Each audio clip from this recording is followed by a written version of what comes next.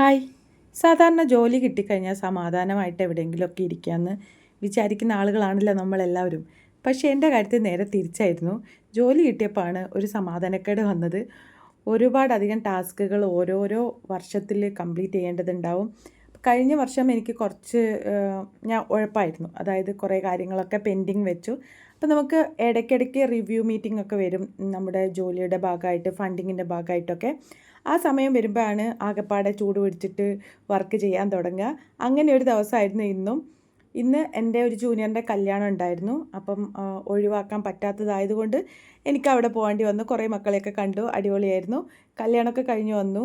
ഒരു 4:30 5 o'clock ഒക്കെ ആയപ്പോഴാണ് ഞാൻ ഇപ്പം വർക്കിലേക്ക് തിരിച്ച് ഇരിക്കാൻ പോകുന്നത്.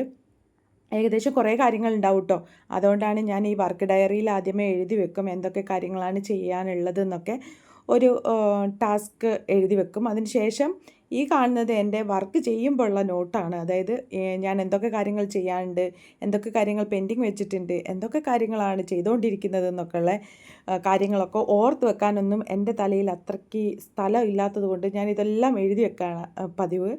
അപ്പം അങ്ങനെ ഞാൻ ഇന്ന് മുതൽ വർക്ക് ചെയ്യാൻ തുടങ്ങുകയാണ്. അതായത് നവംബർ ഡിസംബർ മാസം കൂടെ എൻ്റെ മുന്നിലുള്ളൂ. കാരണം ജനുവരി ആകുമ്പോൾ വീണ്ടും റിവ്യൂ മീറ്റിംഗ് വരും, ഫണ്ടിങ്ങിൻ്റെ കാര്യങ്ങൾ വരും.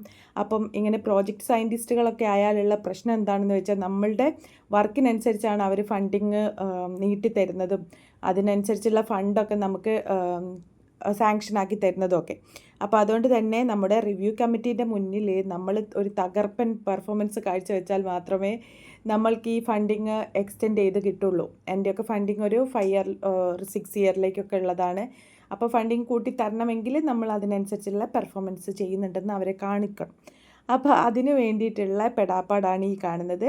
മിക്കവാറും ഒരു നെക്സ്റ്റ് മന്തൊക്കെ ആകുമ്പം അല്ലെങ്കിൽ ഈ മന്ത് എൻഡിലൊക്കെ ഞങ്ങൾക്ക് റിവ്യൂ മീറ്റിംഗ് ഉണ്ടാവുമെന്ന് പറയുന്നത് കേട്ടു. അതുകൊണ്ട് ഞാൻ എന്ത് വിചാരിച്ചു, എല്ലാ ദിവസവും നേരത്തെ കിടന്നുറങ്ങിയിട്ട് രാവിലെ നേരത്തെ എഴുന്നേൽക്കാമെന്ന് വിചാരിച്ചു. പക്ഷേ കുറേ കാലങ്ങളായിട്ട് നേരം വൈകി ഉറങ്ങുന്ന ആളായതുകൊണ്ട് എനിക്കിപ്പോൾ അതൊന്നും സാധ്യമാകുമെന്ന് തോന്നുന്നില്ല. കാരണം കഴിഞ്ഞ ഒരു 5-6 ദിവസമായിട്ട് ഞാനിത് ട്രൈ ചെയ്തുകൊണ്ടിരിക്കും.